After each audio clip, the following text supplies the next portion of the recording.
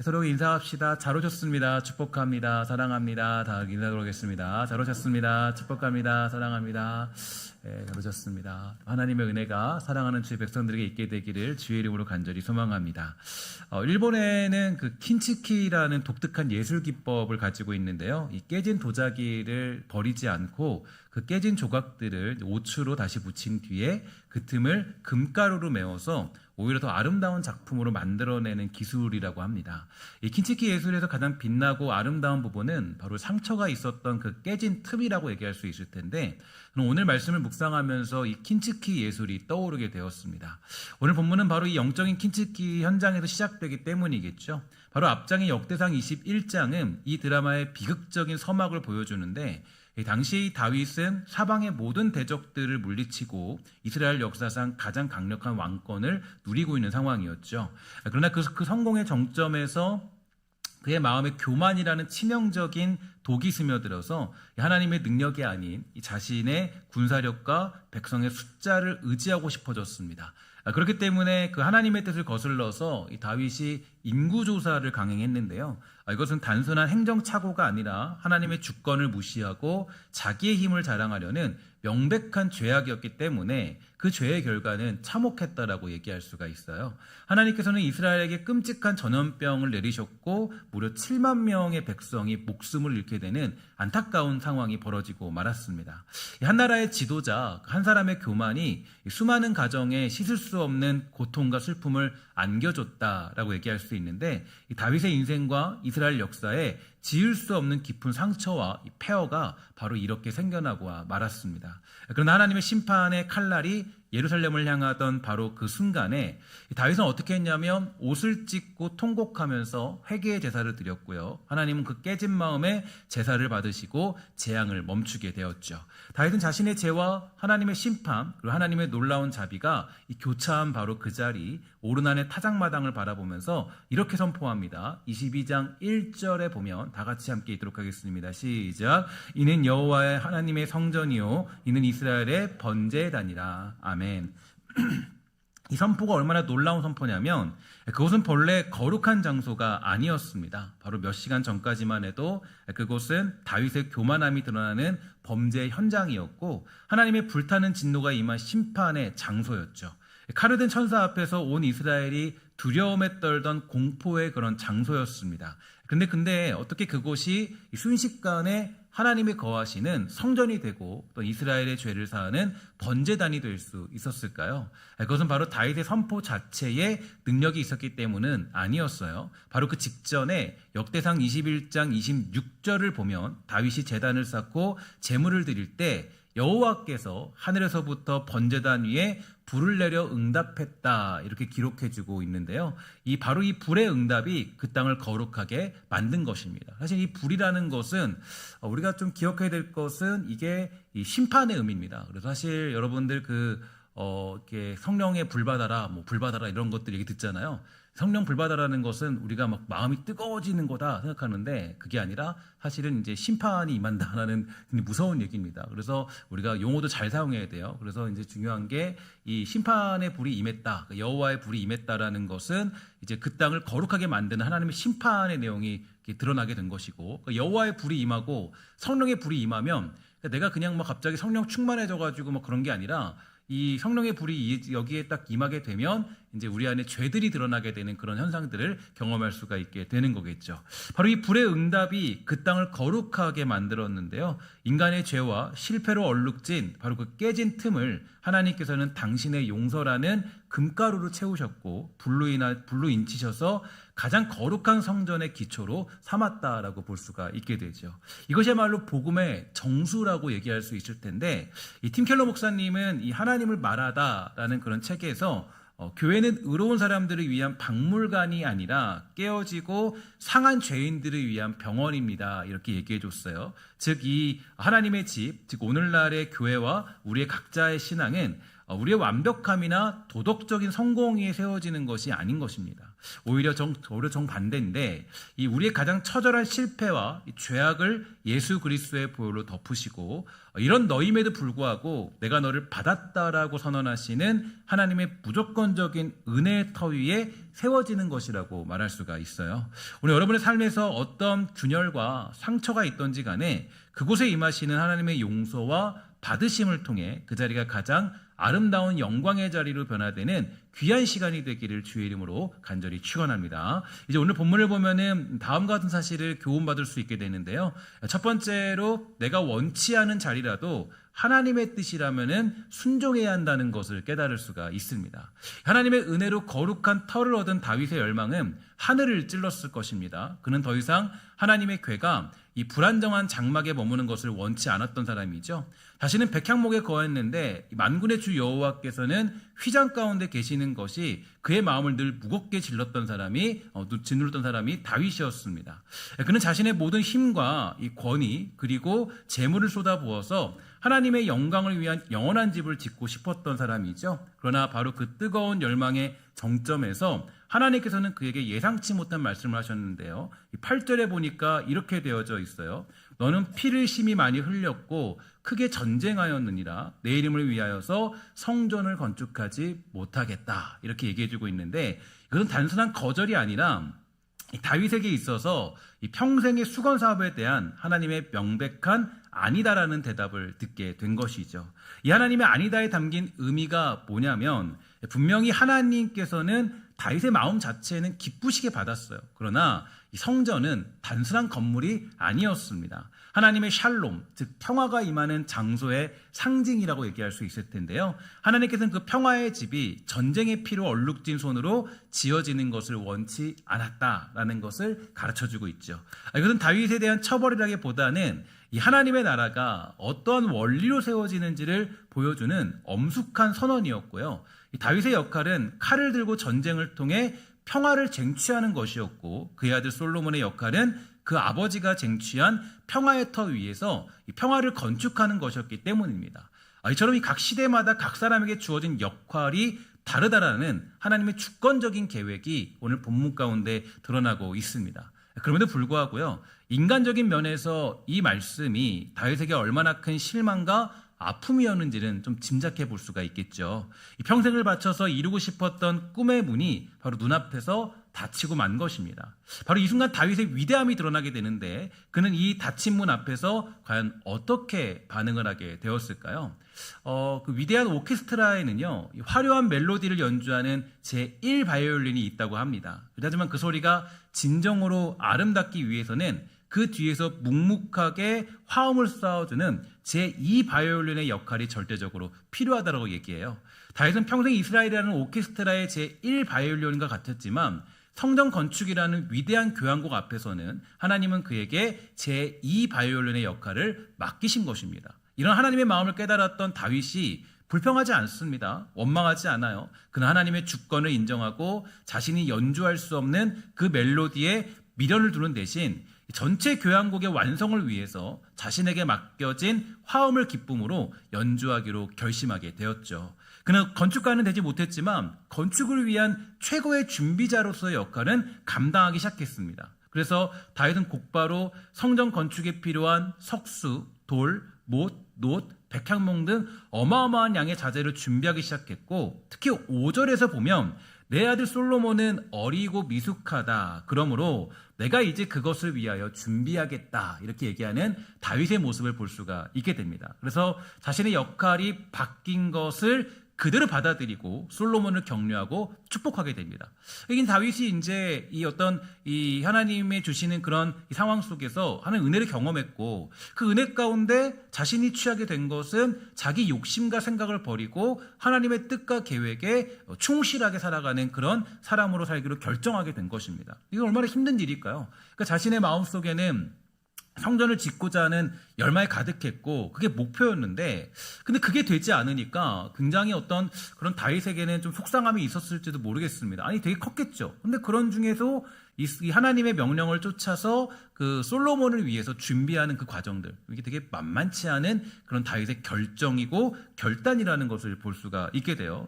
그러니까 이 다윗의 준비는 마치 올림픽 금메달리스트의 보이지 않는 훈련과 같은 상황이었는데요. 우린 선수가 시상대 위에서 이 금메달을 목에 거는 영광의 순간만을 보지만 그 뒤에는 수천 수만 시간의 땀과 눈물로 눈물로 쌓였던 훈련의 시간이 숨어 있게 된 것입니다. 다윗은 솔로몬이 금메달을 딸 수 있도록 보이지 않는 곳에서 그 모든 훈련과 과정을 대신 감당했던 거예요. 이게 바로 닫힌 문 앞에서 보여준 다윗의 위대한 순종이었다라는 것을 깨닫게 되는 것입니다. 사랑하는 성도 여러분, 바로 이 모습이 오늘 우리 이 시대 가운데 회복해야 될 진정한 영성이고 우리가 본받아야 될 성숙한 믿음의 모습이라고 얘기할 수가 있어요. 하나님께서는 우리 모두에게 언제나 화려한 제1 바이올린의 역할만을 주지는 않습니다. 때로는 교회의 부흥을 위해서 이름도 없이 빛도 없이 주방에서 주차장에서 혹은 새벽 제단을 지키면서 기도하는 준비자의 역할을 맡기기도 합니다. 때로는 우리 자녀들이 우리 교회 학교 아이들의 믿음의 다음 주자로 굳건히 서도록 그들의 성공을 위해서 묵묵히 땀 흘리고 희생하는 부모와 교사의 역할을 맡기시기도 해요. 세상은 이런 자리를 알아주지 않아요. 사람들은 무대 위에 선 사람에게 이 박수를 보내지 무대 뒤에서 땀 흘리는 사람을 기억하지 않습니다. 나의 이름이 드러나지 않고 나의 수고를 아무도 알아주지 않을 때 우리 서운한 마음이 들고 때로는 지치기도 하죠. 하지만 성도 여러분, 기억하십시오. 하나님은 우리의 중심을 보는 분이라는 것을 잊지 마시기를 주의 이름으로 간절히 부탁을 드리겠습니다. 하나님께서는 무대 위에서 스포트라이트를 받는 사람뿐만 아니라 그 무대를 위해서 기꺼이 자신의 시간과 재능과 눈물을 바친 그런 사람의 헌신을 똑같이 아니면 어쩌면 또 귀하게 여기시는 분이 바로 우리 하나님이시다라는 것을 기억할 필요가 있습니다. 나의 영광이 아닌 하나님의 영광을 위해서, 나의 성공이 아닌 공동체의 성공을 위해서 기꺼이 나 자신을 내어드리는 것, 그것이 바로 다윗이 보여준 위대한 순종이고 하나님이 가장 기뻐하시는 예배라고 얘기할 수가 있어요. 우리 모두가 세상의 박수갈채보다는 하나님의 인정하심을 사모하면서 이 준비자의 기쁨을 누리는 신실한 성도가 되기를 주의 이름으로 간절히 부탁을 드리겠습니다. 두 번째로 이 소망으로 뛰는 사람은 결국 소망의 자리에 거하게 된다라는 것을 알 수가 있게 되죠. 이런 격언이 있다 그래요. 노인은 자신이 결코 앉아 쉬지 못할 그늘을 만들기 위해서 나무를 심는다. 그러니까 노인이 나무를 심는 이유는 자신은 그늘을 누리지 못하지만 그 그늘을 위해서 나무를 심는다라는 거예요. 그 다윗의 헌신은 철저히 다음 세대를 향해 있었다라는 것을 볼 수가 있게 됩니다. 자신이 누리지 못한 영광이에요. 그는 자신의 완공된 성전을 보지 못할 것을 알았지만 다음 세대가 그 그늘 아래서 하나님을 예배하며 쉴 수 있도록 믿음의 나무를 심었던 사람이 다윗이었습니다. 그의 마음은 5절에 나타나고 있죠. 내 아들 솔로몬은 어리고 또 뭐라 그래요? 미숙하고 그러므로 내가 이제 그것을 위하여 뭐 하겠다 그럽니까? 준비하리라. 이게 다윗의 어떤 사명이었어요. 되게 중요한 것은 이 다윗의 사명, 그 사명이 자신이 성전을 짓는 건 줄 알았는데 그게 아니구나. 내가 그 다음 세대, 그 솔로몬에게 나무 그늘을 만들어주는 것이 내가 해야 되는 역할이구나라는 것을 다윗은 깨달을 수 있던 것입니다. 성경은 우리에게 요나단 신드롬이라는 무서운 경고를 해주고 있는데 이 위대한 신앙인 요나단, 그는 왕의 아들이었음에도 불구하고 자신의 모든 기득권을 포기하고요. 하나님의 뜻을 따라 목숨을 걸고 다윗을 지켰던 1세대의 뜨거운 믿음의 소유자였습니다. 당연히 그의 아들 무비보셋은 다윗의 은혜 아래서 그 신앙의 유산을 이어받게 되었는데요. 문제는 뭐냐면 몇 세대가 흐른 뒤에 그 위대했던 신앙은 과연 어떻게 되었을까요? 사사기 2장 10절에 보니까 이렇게 되어 있습니다. 그 세대의 사람도 다 그 조상들에게로 돌아갔고 그 후에 일어난 다른 세대는 여호와를 알지 못하며 여호와께서 이스라엘을 위하여 행하신 일도 알지 못하였더라. 이게 바로 요나단 신드롬의 모습이라고 얘기할 수가 있어요. 우리의 삶을 한번 돌아봅시다. 1세대의 신앙은 과연 어떻게 되었습니까? 전쟁과 가난 속에서 맨 주먹으로 교회를 세우고 나라를 위해 눈물로 기도했던 우리 할머니, 할아버지 세대의 신앙은요, 뜨겁고 체험적이었습니다. 새벽을 깨우던 그분들의 간절한 기도가 있었고요. 손때가 묻어서 너덜너덜해진 성경책이 그들의 보물이었죠. 그 신앙을 보고 자란 2세대인 우리 부모님 세대에게 그분들의 신앙은 존경스럽고 아름다운 이야기였습니다. 부모님의 헌신과 희생을 알기에 교회에 출석하고 봉사하지만 1세대의 그 처절했던 간절함까지는 온전히 물려받지 못했을 수 있습니다. 신앙이 뜨거운 체험이 아니라 지켜야 될 아름다운 전통이 된 거예요. 문제는 3세대, 우리 자녀들의 세대인데요. 그들에게 할머니의 눈물의 기도는 그저 옛날의 이야기가 되었을 뿐이겠죠. 부모님을 따라 교회에 오기는 하지만 예배 시간 내내 스마트폰만 들여다보고 친구들과 어울리는 것이 더 즐거운 세대가 되고 말았습니다. 교회는 더 이상 뜨거운 체험의 장소가 아니라 주일 아침에 억지로 끌려 나오는 지루한 어떤 공간이 되어버리고 만 거예요. 이게 바로 오늘날 한국교회가 마주한 영적 단절의 비극입니다. 사랑하는 성도 여러분, 신앙의 유산은 마치 재산처럼 자동으로 상속되지 않아요. 각 세대가 의도적으로 그리고 희생적으로 다음 세대를 위해서 믿음의 길을 닫고 신앙의 본을 보이지 않는다면 우리의 믿음의 대는 바로 우리 세대에서 끊어질 수 있다라는 사실을 성경은 우리에게 거듭 경고합니다. 신약 성경을 보면 사도 바울은 그의 영적인 아들 디모데에게 편지하면서 이렇게 말해주죠. 디모데후서 1장 5절입니다. 이는 내 속에 거짓이 없는 믿음이 있음을 생각함이라. 이 믿음은 먼저 내 외조모 로이스와 내 어머니 유니게 속에 있더니 내 속에도 있는 줄을 확신하노라. 디모데의 그 위대한 믿음은 워낙 갑자기 하늘에서 뚝 떨어진 것이 아니었습니다. 그것은 그의 외할머니 그 로이스로부터 어머니 유니게로부터 그리고 유니게로부터 아들 디모데에게로 이어진 의도적이고 아름다운 신앙 전수의 결과였죠. 거짓이 없는 진실한 믿음은 세대를 거쳐서 사랑과 가르침으로 전수되는 것입니다. 반면에 성경은 이 신앙 전수에 실패한 비극적인 예도 분명히 보여주고 있어요. 구약의 대제사장이었던 엘리를 보십시오. 그는 하나님의 제단 앞에서 섬기는 사람이었지만 그의 두 아들 홈니와 비느하스는 여호와를 알지 못하는 불량자들이었다라고 성경은 표현해주고 있어요. 성전의 일을 맡고는 있었지만 아들들의 신앙 교육에는 실패했던 것입니다.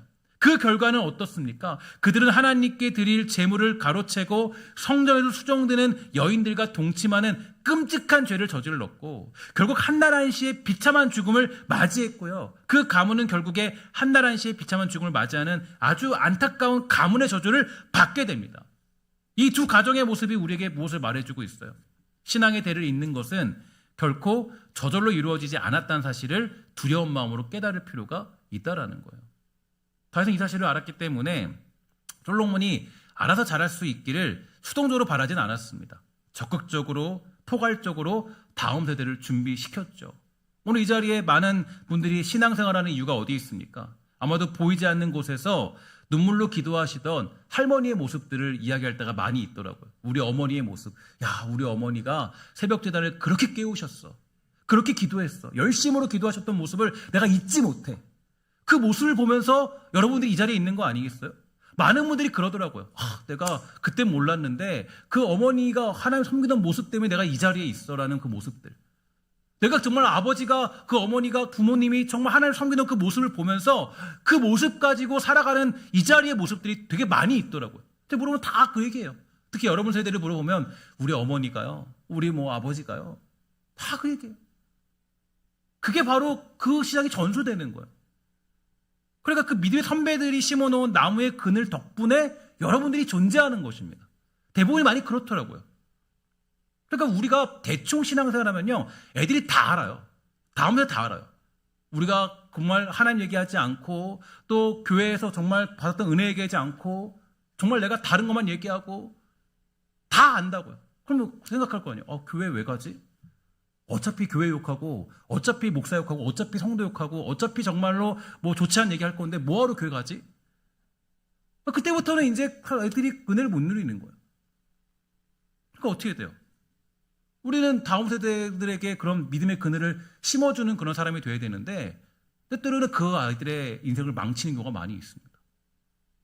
지금 당장 내가 그 열매를 맛보지 못한다 할지라도 우리 자녀들과 교회 학교 아이들을 위해서 기꺼이 헌신하고 투자하는 다윗의 마음, 내 자녀들을 위해 투자하는 마음, 그게 우리 모두에게 필요하다는 것을 솔로몬의 모습, 그 다윗의 모습을 통해서 깨달을 수가 있게 되는 거예요.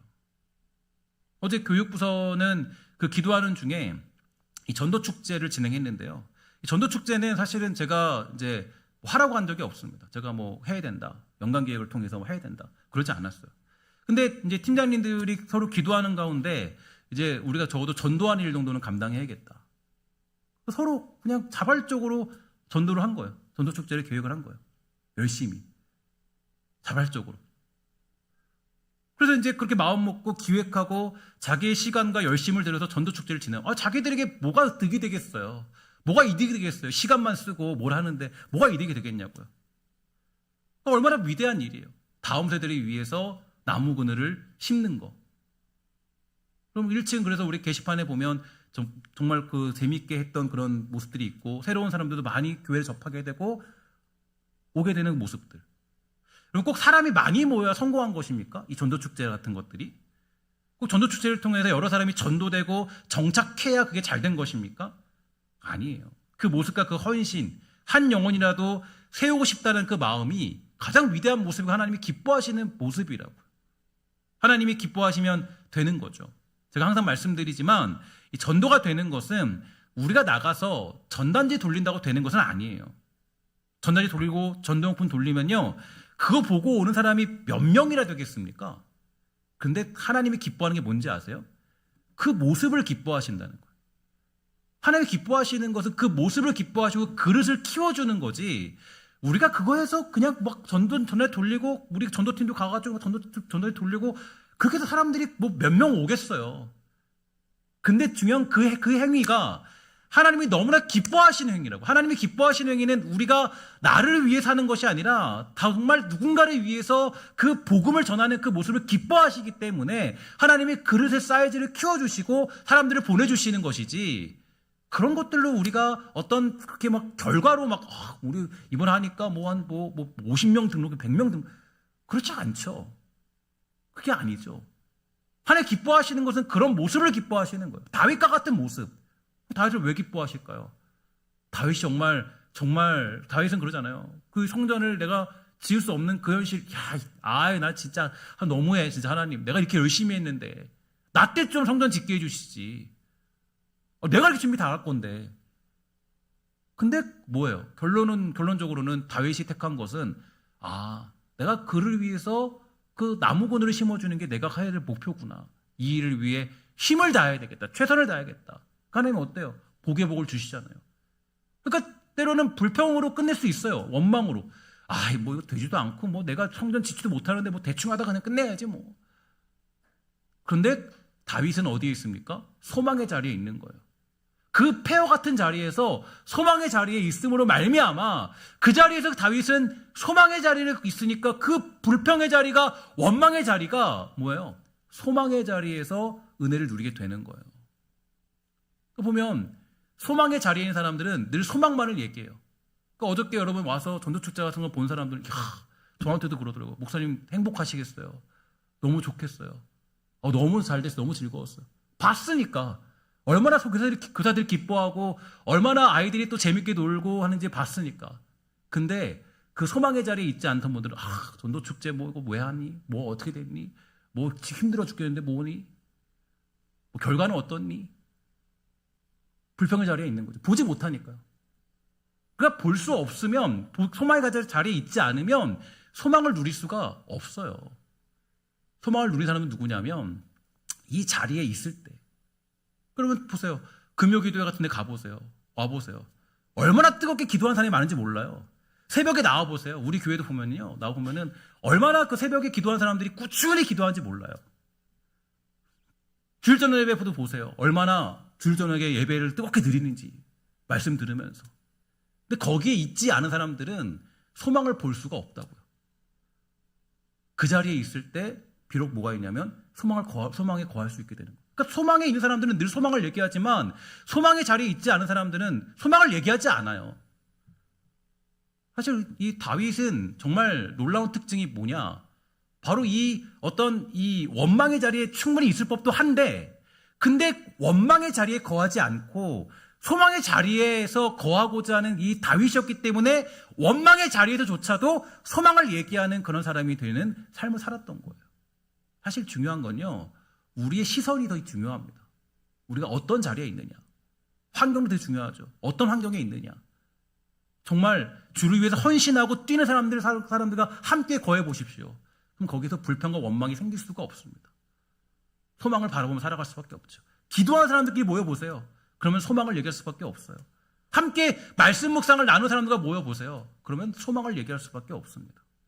저는 우리 교회가 그런 교회 되었으면 좋겠어요. 정말 어떠한 순간에도 사실 원망할 수 있는 자리거든요. 다윗이 원망하고 불평할 수 있는 자리예요. 하나님 너무하십니다. 나 진짜 이거 하나님 믿는 거 나 이제 그만할래요. 근데 다윗은 거기서 소망을 준비하는 사람으로 살아가요. 이게 진짜 그리스도인의 강점이라고요. 강점. 여러분 축복하는 것은 여러분들 모두가 정말 이 소망의 메시지로 정말 그런 사람 만나면 즐거운 사람 있잖아요. 그 뭐 이렇게 만나면 좋은 친구, 그 MBC 얘기하면 MBC 문화방 그러잖아요. 만나면 좋은 친구가 되잖아요. 만나면 막 원망하고 불평하고 만나기 싫죠, 그죠? 만나면 행복한 사람을 만나야 될 거예요. 그게 여러분들의 모습이에요. 이런 사람이 있어요. 만나면요, 소망이 막 타오르는 사람들이 있어요. 막 타오르는 사람이 있어요. 이런 사람이 돼요. 이게 바로 다윗과 같은 모습인 거예요. 만나는데 우울해지고 막 괴로워지고 세상이 다 끝난 것 같고 교회는 망한 것 같고 막 안 되는 것 같고 다 그러면 만나고 싶지가 않죠. 힘들죠. 그래서 여러분 소망의 자리에 거하는 사람이 되는 건요, 그 다윗 같은 사람이 돼야 돼요. 항상 비전을 말하고. 다윗이 지금 비전을 말할 때가 아니잖아요. 비전을 세울 때가 아니라고요. 얘는 지금 얘는 원망하기 좋을 때라고요. 근데도 뭘 얘기해요? 비전을 얘기하는 거예요. 꿈을 얘기하는 거, 하나님의 뜻을 얘기하는 거, 내가 맡겨진 사명을 얘기하는 거. 중요한 건 나에게 맡겨진 사명이지 내가 지금 뭘 얻고 누리고 가지고 이게 아니라고요. 여러분 어떤 사람입니까? 만났을 때 이 사람을 만나면 소망이 있는 사람이다. 정말 힘이 난다. 정말 행복하다. 아니면 모든 게 다 안 되나 보다. 끝인가 보다. 망했다. 이제 망해버렸다. 이제 오늘 다윗과 같은 그 모습이 여러분들에게 있게 되기를 주의 이름으로 간절히 부탁을 드리겠습니다. 마지막 세 번째로 우리는 이 하나님의 정하신 때와 방법을 믿을 때 승리할 수 있다는 것입니다. 특히 다윗은 준비에 최선을 다했지만 결코 서두르지 않았어요. 왜냐하면 하나님이 정하신 때와 방법이 있다는 것을 온전히 믿었기 때문입니다. 첫 번째로 이 다윗은 하나님의 시간표를 신뢰했죠. 두 번째로 그는 하나님의 방법을 신뢰했던 사람입니다. 다윗은 이 거대한 과업을 혼자 짊어지려고 하지 않았어요. 그는 모든 지도자를 불러서 솔로몬을 도우라고 명령했고 이 일이 공동체의 과업이라는 것을 분명히 했습니다. 오늘 읽었던 22장 17절 19절에 보니까 이렇게 되어 있습니다. 다윗이 또 이스라엘 모든 방백에게 명령하여 그의 아들 솔로몬을 도우라 하여 이르되 너희 하나님 여호와께서 너희와 함께 계시지 아니하시냐? 사면으로 너희에게 평안함을 주지 아니하셨느냐? 이 땅 주민을 내 손에 넘기사 이 땅으로 여호와와 그의 백성 앞에 복종하게 하셨나니 이제 너희는 마음과 뜻을 바쳐서 너희 하나님 여호와를 구하고 또 일어나서 여호와 하나님의 성소를 건축하고 여호와의 언약궤와 하나님의 거룩한 기물을 가져다가 여호와의 이름을 위하여 건축한 성전에 드리게 하라 하였더라. 이처럼 이 하나님의 방법을 신뢰하는 사람들은요, 자신을 드러내고 높이지 않습니다. 그저 하나님의 뜻과 하나님의 마음에 합한 자로 살아가기를 갈망할 뿐이죠. 왜냐하면 모든 역사의 주관자는 하나님이시고 모든 영광 또한 하나님 홀로 받으셔야 된다는 것을 알기 때문입니다. 오르난의 타작마당에서 자신의 죄로 인한 비참함을 처절히 깨달았던 다윗처럼 하나님의 은혜가 아니고서는 한순간도 바로 설 수 없는 존재라는 것을 아는 사람은요, 결코 교만할 수가 없어요.